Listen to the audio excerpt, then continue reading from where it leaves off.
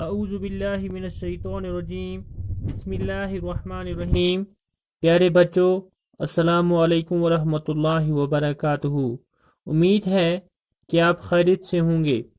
ہمارا آج کا مضمون ہے اردو جماعت 7ویں، اور ہمارا آج کا جو موضوع ہے وہ ہے اخلاق نبی صلی اللہ علیہ وسلم۔ تو پیارے بچوں، آپ پیج نمبر 26 نکالیں۔ تو پچھلے سبق میں ہم نے ایک تو سبق پڑھا اور الفاظ معنی بھی ہم نے کیے۔ تو آج ہم سوالات کرنے جا رہے ہیں۔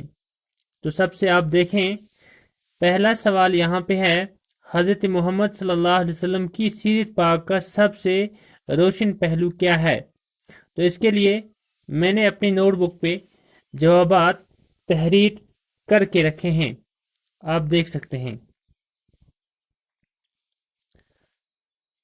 یہی سوال، پہلا سوال کہ حضرت محمد صلی اللہ علیہ وسلم کی سیرت پاک کا سب سے روشن پہلو کیا ہے؟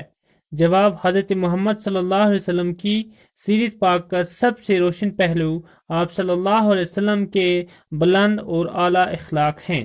دوسرا سوال، آپ صلی اللہ علیہ وسلم نے مکہ معظمہ سے مدینہ منورہ ہجرت کیوں کی؟ جواب، لوگوں کے شر اور ظلم کی وجہ سے آپ صلی اللہ علیہ وسلم کو ہجرت کر کے مکہ معظمہ سے مدینہ منورہ جانا پڑا۔ سوال نمبر 3، حضرت محمد صلی اللہ علیہ وسلم کے عظیم اور اعلیٰ اخلاق کے 2 واقعات بیان کیجیے۔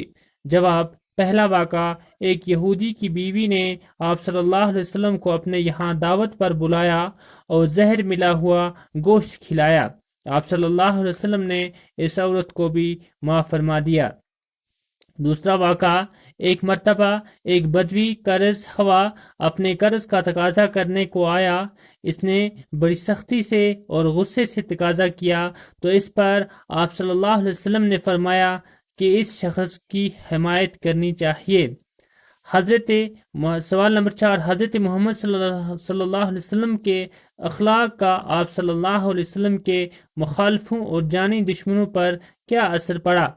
آپ صلی اللہ علیہ وسلم کے اخلاق کا آپ صلی اللہ علیہ وسلم کے دشمنوں اور مخالفوں پر ایسا اثر پڑا کہ وہ آپ صلی اللہ علیہ وسلم پر ایمان لے آئے۔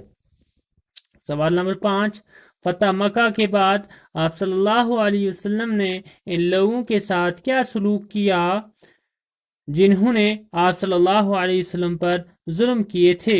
جواب، فتح مکہ کے بعد آپ صلی اللہ علیہ وسلم نے ان سب کو معاف فرما دیا جنہوں نے آپ صلی اللہ علیہ وسلم پر ظلم کیے تھے۔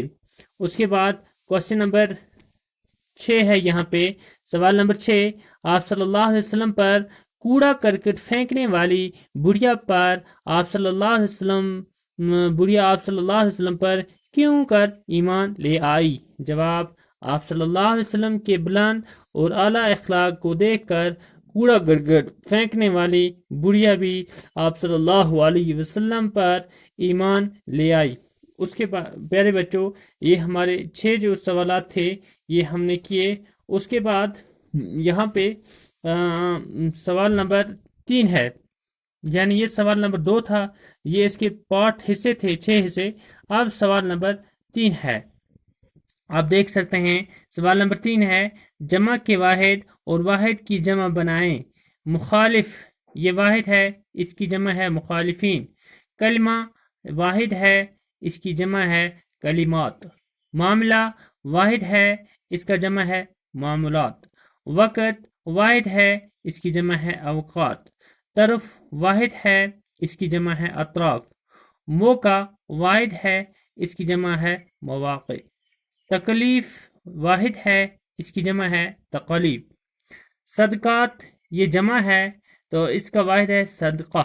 گزارشات جمع ہے، اس کی واحد ہے گزارش۔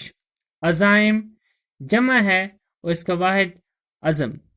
نوادر، یہ جمع ہے تو اس کی واحد نادر۔ جوانب، یہ جمع ہے، اس کی واحد جانب۔ تصنیف، یہ جمع ہے تو اس کی واحد تصنیف۔ کتب یہ جمع ہے تو اس کی واحد ہے کتاب۔ اب آپ سوال نمبر 5 یہاں پہ دیکھیں، اس مضمون میں مخزن انسانیت، پیکر اخلاق، حسن سلوک اور ایفائے عہد جیسے الفاظ آئے ہیں جو 2 لفظوں سے بنے ہیں۔ لفظوں کے اس طرح کے جوڑ کو ترکیب کہتے ہیں۔ آپ اس طرح کی 5 ترکیبیں اپنی نوٹ بک پر لکھیں۔ پہلی ترکیب عالم انسانیت، دوسری ترکیب درد مندی، تیسری ترکیب بردباری، چوتھی ترکیب درگزر، پانچویں ترکیب رحم و کرم۔ یعنی کہ ترکیب اس لفظ کو کہتے ہیں جو 2 لفظوں سے بنا ہو، جس میں 2 جوڑے ہوں۔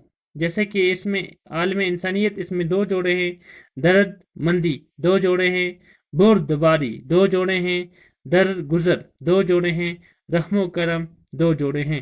تو ایسے الفاظ کو ترکیب کہتے ہیں، ایسے لفظوں کو کیا کہتے ہیں؟ ترکیب کہتے ہیں۔ تو پیارے بچوں، ہمارا جو آج کا سبق ہے یہ مکمل ہو گیا۔ ہمارے اس سبق کے سوالات بھی ہو گئے، الفاظ معنی بھی ہو گئے۔ تو امید ہے کہ آپ نے اپنی کاپی بنائی ہوگی۔ تو آپ یہ جو سوالات ہم نے کیے یہ آپ یاد بھی کریں، اچھی طرح سے اپنی کاپی بنائیں۔ تو کل انشاءاللہ اگلی کلاس میں ہماری پھر ملاقات ہوگی۔ تب تک اپنے گھروں پر ہی بنے رہیں اور سماجی دوری بنائے رکھیں۔ جب تک کے لیے خدا حافظ۔